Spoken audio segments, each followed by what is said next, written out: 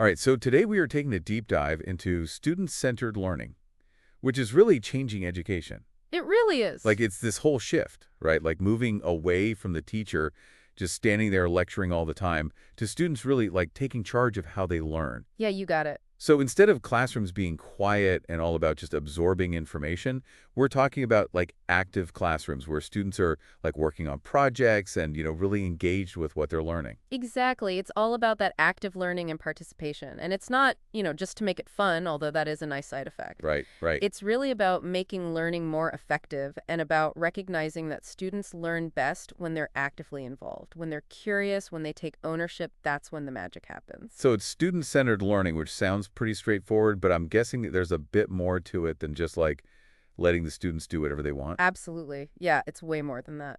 So how is this approach different from the more traditional teaching methods? Like what really sets it apart? Well, think about traditional teaching. The teacher's the main source of information, right? Right, the sage on the stage. Yeah, exactly. But student-centered learning kind of flips that script. It's not about the teacher just giving out knowledge.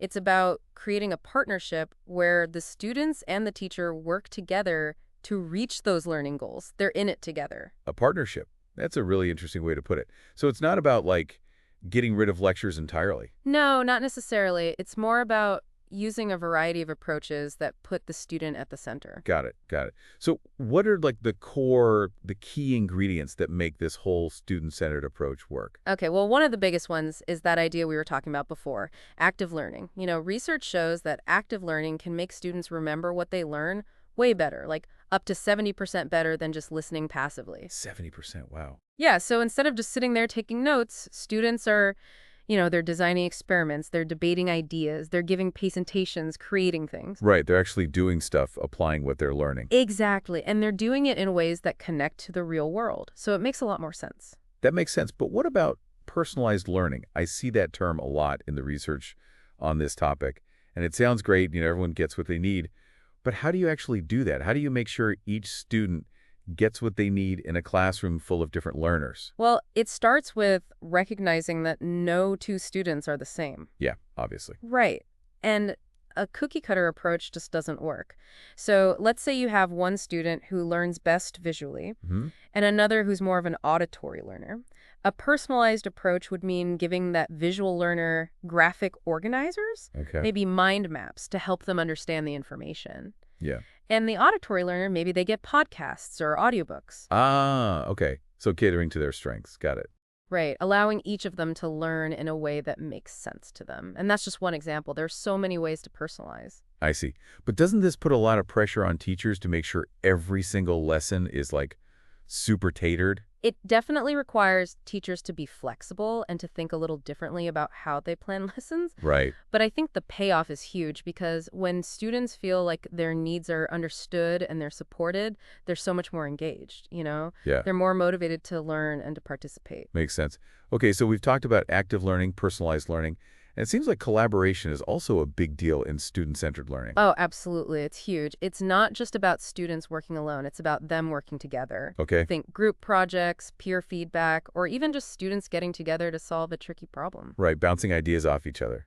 Exactly. And when they do that, they're not only learning how to work as a team, but they're also getting better at communicating, at thinking critically. These are all skills that they'll need no matter what they do in life. Yeah, that makes sense. Okay, so with all this focus on student-led activities, where does the teacher fit in? Like, what's their role in all of this? It must be kind of tricky to find that balance between guiding students and letting them, take the reins. Yeah, it's a definite shift. It's less about being the sage on the stage and more about being a facilitator, like a guide on the side, there to support and offer feedback and to help students when they get stuck. Okay, so we've covered a lot, but let's get down to specifics. Can you give us some examples of activities that really show what this student-centered approach looks like in action? Oh, there are tons of examples. Okay. One that comes to mind is project-based learning. Have you heard of that? Yeah, I've heard of it, but I'd love to hear more about it. Okay, so in project-based learning, students work on these long-term projects that require them to do research, to solve problems, and to really use their creative thinking skills. Oh, I like that. It's so much more engaging than just reading about something in a textbook. Right, exactly. Imagine a group of students designing a community garden Oh, that's cool. or creating a podcast about local history. The possibilities are pretty much endless. and the learning that happens along the way. It's really powerful stuff. Yeah, that sounds amazing. What are some other examples? Another really cool approach is inquiry-based learning. Okay, inquiry-based, haven't heard that one. So in inquiry-based learning, it all starts with a question, something that sparks the student's curiosity. Got it. And then from there, they design their own investigations. Wow, They analyze data, they draw conclusions, they're basically becoming little scientists. that's so cool. It's all about helping them learn how to think for themselves, how to be independent learners, which is a skill that'll benefit them their whole lives, not just in school. For sure, for sure. Okay, this is really fascinating. I'm especially curious about how this whole approach works in language learning. Oh, it's perfect for language learning. Really? Absolutely. It's about bringing the language to life, making it real and relevant to the students. So how do you do that? Well, instead of just drilling vocabulary and grammar rules, students can participate in role-playing activities, have debates, even create their own skits and plays. Oh, that sounds a lot more fun than the way I learned languages. Exactly. It makes learning a language so much more engaging and enjoyable. Plus, using the language in these real-world situations, it helps students practice their skills and build confidence. I bet. But I imagine there's still some challenges, right? Like some students might be afraid to speak up or have trouble staying motivated. Yeah, you're right. Those are definitely things that teachers need to be aware of. But that's where the beauty of student-centered learning comes in. When you create a supportive and encouraging environment where it's okay to take risks and make mistakes, those fears start to melt away. Students start to feel more comfortable participating and trying new I things. see. So it's not just about the activities, it's about creating the right atmosphere. Exactly. And when students experience success, when they see that they can actually use the language, it boosts their motivation and they want to keep learning and pushing themselves further. That makes sense. It sounds like this approach has the potential to completely change not just what students learn, but their whole attitude toward learning. Totally. It's not just about the content, it's about how they learn and the skills they pick up along the way. So what happens when these students who have been learning in this really engaging student-centered way, what happens when they go on to college or get a job? Like, what's the long-term impact? That's what I'm really interested in. Well, the impact goes far beyond just the knowledge they gain in school.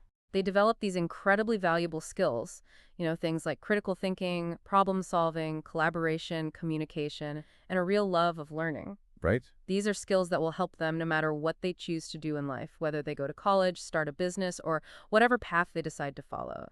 It sets them up for success in the long run. This has been so insightful. So just to sum up, we've been talking about student-centered learning.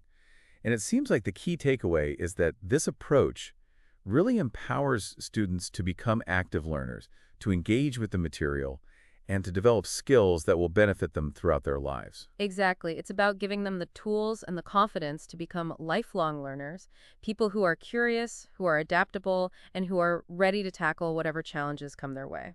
So I guess the big question is, what can our listeners do with this information? Like, how can they apply these principles to their own learning, whether they're in a classroom or just learning on their own? That's a great question. And I would say the most important thing is to be curious and to be actively involved in your own learning. Don't be afraid to ask questions, to experiment, to explore different ways of learning. Remember, learning shouldn't be a chore. It should be something you enjoy, something that excites you. That's a great note to end on. It really is. Thanks so much for joining us today. My pleasure. It was a great conversation. And to our listeners, keep learning, keep exploring, and keep those questions coming. Absolutely. NFTAR.